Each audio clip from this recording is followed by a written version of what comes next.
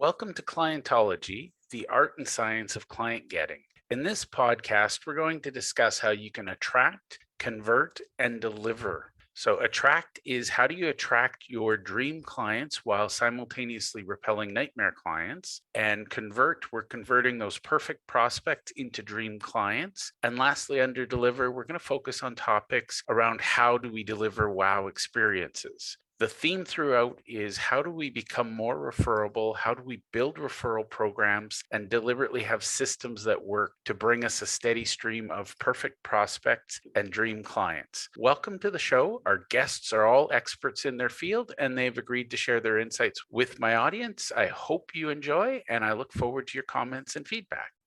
Hi, everyone. I'm really excited. Today I have Emily Einolander on the show with me.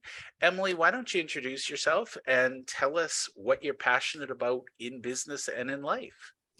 My name is Emily Einolander, and I work as a book publishing, assisted self-publishing helper, project manager, ghostwriter. I help people bring the books that are inside of them to a greater number of people who can read it and the people who it's relevant to. And yeah, I'm just passionate about helping people tell their stories because I don't feel like everyone needs to know how to be an amazing writer to have a great book inside them. I love it. Now, who do you specifically serve? What's your audience? Who do you help tell their story? The main people that I work with are other entrepreneurs and business people. Mainly lately, I've been working with sales and marketing consultant types because I have spent a lot of my past doing copywriting and content writing. So I kind of understand those marketing principles. And that has led me to meet people who tend to be more outgoing, tend to like to instruct, and be speakers and work with workshops. And they're the types of people who tend to like having a book to share with the folks that they work with. I love it. And in the clientology world, that's one of our cores is that you have to have a book. Mhm. Just because I believe it elevates people as an expert. Why do you feel so strongly about having a book?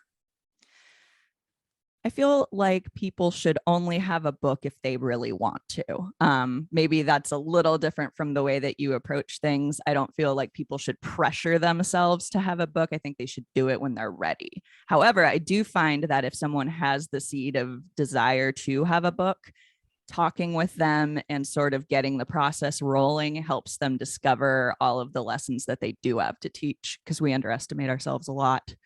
Um, I think people should have a book when they are ready to be introduced to a larger audience, especially, and when they think that their lesson is something that will help other people be better at the things that they want to do. I I love it. Oh, I know that sorry. people have memoirs, etc.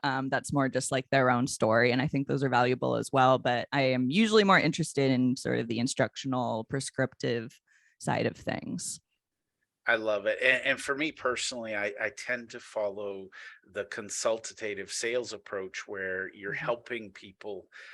So from our angle, when we publish a book, it's helping the reader decide, is this somebody I want to work with or not?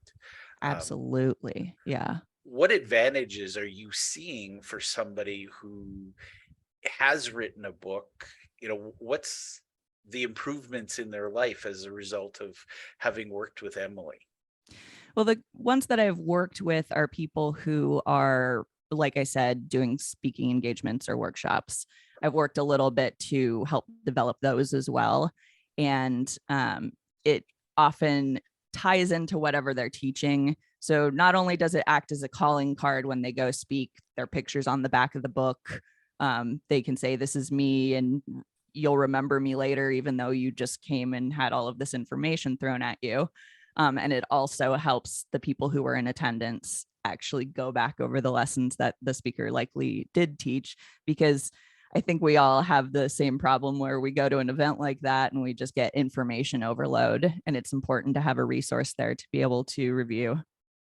I love it. And I think that's, I do a lot of speaking. And one of the things people come up to me afterwards and say, is there somewhere I can go to get your notes? Because they want to learn, but a lot of conferences, it's, literally how much can we cram into your brain before it explodes? So, Mhm.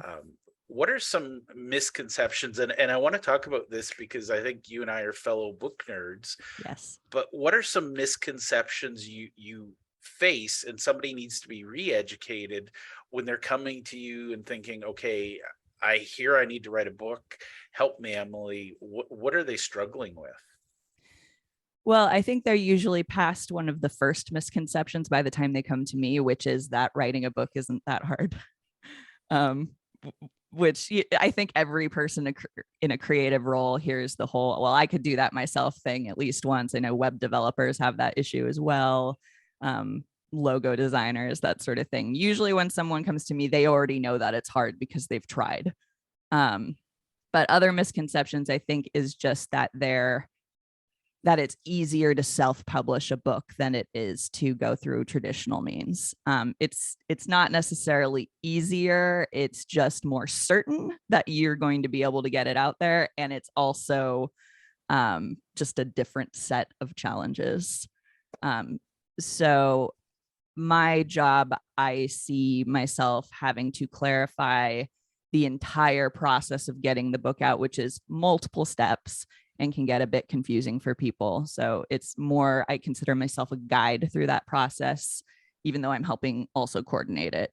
So it's not so much of a misconception that I'm discussing right now, more as just like the ability to retain a whole bunch of information about a field that's completely different from your own and not everyone has to know how to do. Yeah, I love it. And I think that's my biggest thing is let the experts do what they do best. So if Mhm. your superpower is guiding them through the process, that's a wonderful thing because they don't need to know every step of the process. They just need to know that you know it. So And be situated in whatever it happens to be at the time and have a general idea of how long it's going to take. I do usually give those resources up front. I have I have a guide, I have a list of what happens beat by beat throughout the project, but we review that all the time. It's just like a syllabus. You don't memorize the syllabus exactly. unless you're And me. yeah, you might be a little different. And I mean, the reality is, I think everybody approaches things slightly differently, but it's, knowing that the syllabus is there sort of as the guide rails to keep us on track. Absolutely. So when somebody comes to you and they obviously they've overcome they've realized they don't want to publish the book themselves. What problems are you helping businesses solve with the book? What are they improving? Why the book? As the expert in whatever subject that author is, and I do consider them the author, I never consider myself the author because I'm just there to communicate their message. I consider myself a writer, and the client is the author. Usually the first step that they need help with is figuring out how to funnel all of the many churning thoughts in their head into something that makes sense to someone who doesn't do what they do. And that's something I've also had to learn. And the last question was an example of that. It's like, what are all of these things that I know so well going to mean to someone else? How do I put it in a language that isn't full of jargon? Or how do I teach that vocabulary to people so that they do understand the process going on?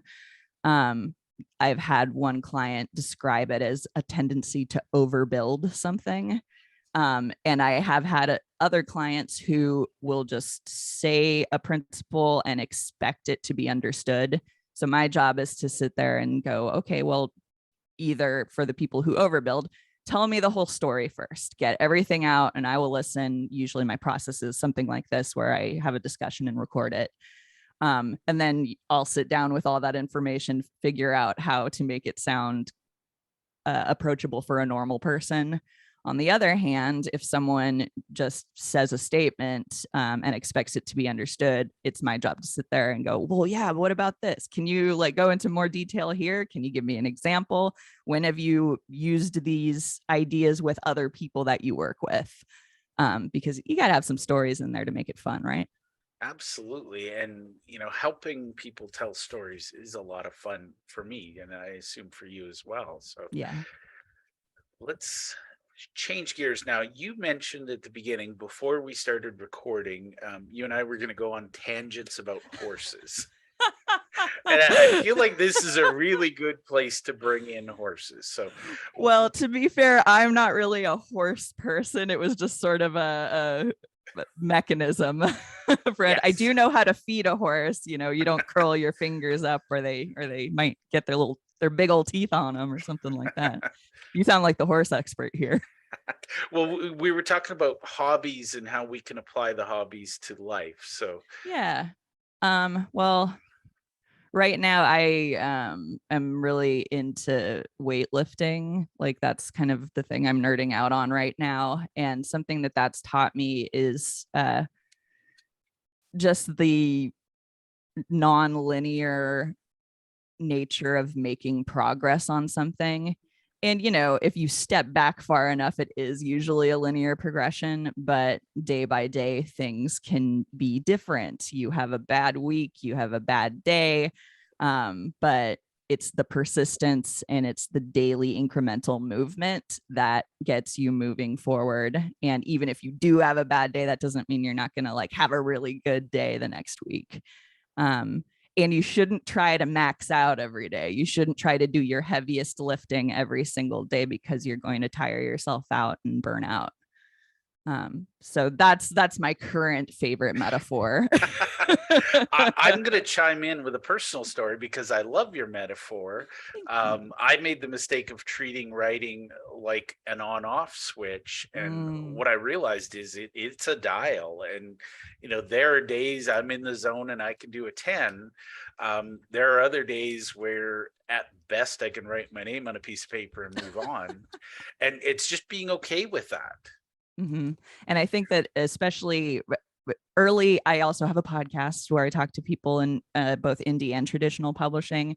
And in the beginning, I'm kind of, small potatoes, just like talking to my friends. And a lot of my friends were self-published, like genre fiction people, especially romance. And they are just machines. And if they're not machines, they can't get the books churned out as fast as they want to make the money they want to.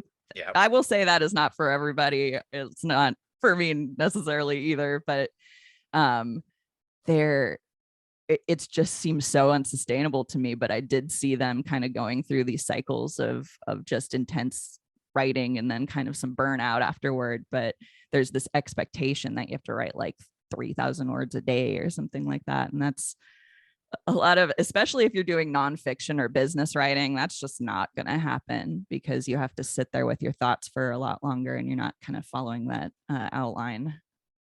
So I love it. And I think I love quoting Blaise Pascal. He's famously quoted as saying, I would have written a shorter letter if I had more time. And, I love that when it comes to books because, honestly, I can sit down and crank out, a 500-page book. And it's not going to be 500 pages of quality. Or I can sit down and say, okay, how do I condense that? As you were talking about earlier, making sure the story makes sense, adding the right pieces. It takes time to do quality. Now, if you're James Patterson, I love the man. I think he's just fantastic. I'm not trying to write that many books. It's like he's going for a world record or something. Well, he doesn't write those mostly. Oh, burst my bubble. Way Sorry, to go. I'm a ghostwriter. I have to rap. Okay. I think he wrote, I think he doesn't write all of them. I think he writes some of them, but he has a whole team writing for him. Yeah, that, he has the children's area. He has the crime, he does those collaborative books with famous people. But, and there are some people who think that that's, I guess, unethical to use ghostwriters and put your name on something. As I said, I consider myself a writer, not an author, like yet, for the record. But I think it's fine. I think if someone has a story that they want told and they're the ones who are like managing that story, getting out into the world, it's completely fine to call themselves the author of the book. But yeah, I mean, however it comes out, right? Well, I wouldn't expect Bill Gates to come and set up my computer. I wouldn't expect him, I'm not looking to Ronald McDonald to cook my cheeseburger. So I would love Ronald McDonald to cook my cheeseburger. That would be a milestone in my life. Like the Oscar Mayer Wienermobile. I got to ride in that once and I was like, does it get better than this? I don't know. Well, now you found a new level. So I didn't know that James Patterson used a team of writers. And to be honest, I now admire him even more because he's turned it into a business. I never thought to research it, but I was like, how does he keep cranking these things out? Yeah, people like James Patterson are a business. That's I think of him more as an entrepreneur than a single author sitting with his glasses on staring out the window kind of I pictured him with his with a pipe and a jacket. Nope, he's a businessman. See, I was making that mistake. I was going to the muse, flicking the switch, saying, okay, produce me a book, and it was. Now I know that's wonderful. And he's interesting because he's also he also looks at new ways to put books out in the world. So he's switching from different companies. He's creating his own imprints. He's just got that kind of brain. I love it. Well, now I'm going to have to study him. So thank you. And by the way, what I love about the podcast is I get to interview people and I learn. I've yet to do an episode where I didn't learn something new. So thank you, Emily. This is always fun. And now I can study the business that is James Patterson, not just sit around and envy the man that is James Patterson. So thank you. You can still envy and study someone, but like in a positive way. It doesn't have to be negative envy. No, it's aspirational envy, if that's a word or phrase. So sure. we just made it up here today. Aspirational envy. Mm-hmm, mm-hmm. All right, there'll be a self-help group started tomorrow for that. I'm sure. We'll run a support group. I love it. Now, let's come back to the general questions. But if somebody's looking to, maybe they're thinking about writing their first book, what are some quick wins? What do you wish you knew when you started that can guide them so that they're better ready to work with you down the road? I think that the most important thing is to be comfortable with the goalposts constantly changing for yourself. Outlines are very, very important, but I find that there's a lot of thinking and drafting and making mistakes that have to happen until that outline comes to the surface. And that's when you're starting from scratch. If you already have kind of a structure of something that you want to do in your head, or if you are writing fiction and there is a understood way that the line of the story is supposed to go, that's one thing. But if you are someone who is trying to figure out how to deliver a lesson or multiple lessons to people, then you kind of have to do a lot of scrambling around and shuffling papers and journaling and talking to figure out what that first outline is going to be. And that's not a failure. And it's not a failure if your outline changes over time. So the perfectionism that so many business people and creative people have can often be what stands in the way, that analysis paralysis, where you're just like, I don't feel like I'm writing right now, or I just had to throw out that entire idea that I thought was so good.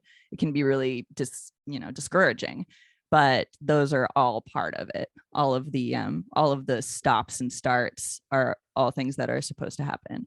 And also, it's always going to take longer than you think it is. You look at self-publishing and you're like, I can get that out like twice as fast as a traditional publishing company. Yeah, you probably can. I've seen book projects when I was working in traditional that it had been 5 years and they were still working on the book. And that, the author was part of that as well, but it takes a long time, even if you're just self-publishing. I mean, for self-publishing, a long time is usually like a year, but if you know what you're saying. But yeah, just patience, and patience with yourself, most of all. I have a friend who's publishing, I won't name names, but it's with a big organization, and their minimum, all things going perfectly, they say it'll be 2 years plus. Yep, that's So normal. I think that's, a lot of people think, oh, I wrote a book. Okay, well, there's more to it. There's the editing, there's the design, there's a process. So I think patience is a good thing. And I do love your weightlifting analogy, because some days you're going to feel like you're having a terrible workout, but the book is still moving through the process. Right. I'll often have like a long working session with an author or someone, and like, this is not a judgment at all, but afterward I'm just like gonna lay on the floor for a little while and stare at the ceiling. Sometimes we need that, right? It's part of the creative process. That's my wife sees me sitting there staring off into space, and she's like, oh, you're doing nothing, you can do this. And I'm like, I'm actually working. You gotta, if you have time to lean, you have time to clean from your family member. Yes. I grew up working in McDonald's as a teenager, and I hated that phrase, because sometimes you just needed to plan out what your day was going to look like. And, sometimes planning looks a lot like just leaning or daydreaming, or and sometimes you already cleaned it. Yeah. And sometimes you're just killing time. Worked in a barbecue restaurant was my first job when I was 18. So I totally understand. We got that yelled at us all the time, because obviously we were kids, like joking around in the back. Yeah. That's what teenagers do. That's what we do. Stop, let them touch your food. Yeah. Love it. I haven't heard, if you've got time to lean, you got time to clean, in a long time, but I realize that's, both my wife and my children, they look at me sometimes and they're like, Dad, are you going to do something? And I'm like, I am. Yeah, you do a lot of leaning when you write. That's how it goes. Sometimes it's, I'll go to bed early because I need time in my sleep to process, and then I'll wake up at 2 a.m. and it's like, okay, I'm on a roll, let's go. So do you do that thing with where you wake up in the middle of the night and like just sleepily thumb something into your phone, and then wake up in the morning and look at your notes app and go, I have no idea what this means? Because that happens to me all the time. I'm actually worse than that. I shouldn't admit this, but I have a physical notepad by my bed, because I have a rule. I try not to touch technology when I should be sleeping, because otherwise I get distracted. Smart. But I have a notepad, and so I don't turn on the lights. So I'll just write in the dark. Sometimes I wake up and go, wow, what was I trying to write there? That is worse. Usually I can read it, but every now and then I'm like, I know I felt smarter at 2 a.m. when I wrote this than I do now reading it. So I love it. Tell me a story. So you are an author. You're a writer who wants to be an author. Tell me a little bit about one of your favorite clients. What was it like to work with them? You don't need to name names, but just sort of give us a story about the process. And what outcome did they get at the end because of it? Well, we met working together for a company writing a series of sales emails. So it was the point in the sales funnel where they pass from marketing and they've like gone to a webinar or something like that. And so now they're getting emails from like the sales team. So we were kind of collaborating on that more, personal outreach, following sort of a structure. It was one of those things where I was talking to him and he's a sales consultant. And it was a lay on the ground conversation. And I've told him this, so it's fine. But I like the first time we talked, he was like so smart and knew exactly what he wanted. And I just kind of turned off the computer and was like, dang, that guy knows his stuff. And then after a while, like we got more comfortable working together, and he saw like, I guess I'm pretentious, but I have my like master's degree on the wall behind me. And he was like, what's that? I'm like, it's for book publishing. He goes, I want to write a book. And I said, okay. And I It was actually the first time that I had been wanting to do it for a while, because I had worked, developing books back at my old job, and kind of wanted to go off on my own doing that. And so I put together a proposal, and I was really, really excited, and I explained everything to him. And then it ended up just being several months of us sitting and talking for like 4 hours a week. And that hasn't happened with every book. Sometimes I have plenty of other information to go off of before we start, that's written down or that's videoed. But it was just nice. It was like we were getting to know each other. I got to know his lessons. I could tell you right now, probably teach you what we wrote about. And now he has a book, and he's very, very proud of it. And he, like, every time he goes on a podcast, he holds it up next to his head, and, makes jokes about it, because the title is something that is easy to like work into a conversation. And I just love seeing how happy he is with it, and how he uses it when he goes and gives seminars. And he wants to focus more now on probably like selling it, because a lot of what I focus on is people who want to give their books away to get more business. And so it's just been a great experience. I'm really proud of it. He's really proud of it. And I just want more of that. I love it. And I think that's, again, back to your analogy, there is no one size fits all workout. There is no one size fits all book plan. Mm-hmm. And as you said earlier, that plan might change. That's, again, a less elegant, but another wonderful quote I love is, I think it's Mike Tyson says that, everybody has a plan until life hits them in the face. Yeah. My husband says that a lot. Everybody's got a plan until you get punched in the face. Yeah. And it's like, that's, I think there's another one. It's, while humans are planning, the gods are laughing, or something like that. Yeah. And, it's, the thing is, we plan with imperfect information, and life changes. So that whole mice and men, Robert Burns quote. Exactly. Well, we're running to the end of our time together, and it's been a real pleasure, but two more questions. Number one, what's the best way somebody's listening to this, they'd like to learn more about you, they either want to find your podcast, how can somebody follow up with you or get in touch with you after having seen this? My website is hybridpubscout.com. You can find me there. You can click on work with Hybrid Pub Scout, and there's a contact form that you can fill out there. Or you can email me, Emily, EMILY, at hybridpubscout.com, Twitter at hybridpubscout, and Instagram at hybridpubscoutpod. And I'm also LinkedIn, Emily Einolander, if you want to look me up there. And I'll put all of that in the show notes, so nobody has to try and figure out how to spell anything. I mean, it seems pretty obvious, but I'll put it in the show notes. Now, the final question, this is my favorite because I never know the answer. Is there anything I should have asked you that I didn't? I can't think of what question you would have asked to get this information out, but I do want to make sure to acknowledge the fact that I am big in the writing process. I'm big with hands-on stuff there, but one of my biggest, proudest points of my business is that I use very good contractors.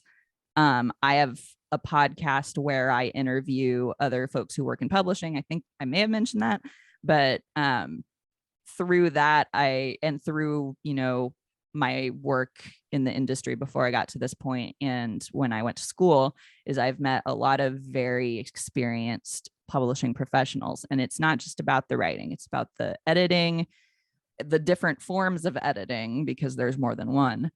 The design work, that's both cover design, interior design, and part of what I think is differentiating for me in particular is just like how great the people are that I work with and collaborate with. And so I just want to give a shout out to the contractors who are there for me. People who keep the wheels on the bus, right? Exactly. And who are able to drive it across the finish line, because, you could have a beautiful, like all the beautiful words from me, but if you ask me to design your cover, you're going to be disappointed because that's not what I do. But I can find you the person who can do it really well. I love it. And, I think that's a big thing for me. I'm a firm believer with my clients. I help them get that first book done quickly. And then I introduce them to the team to make sure the book gets done perfectly. Right. And so I combine a bit of speed, but I'd be nothing without the team. And I think that's a huge thing.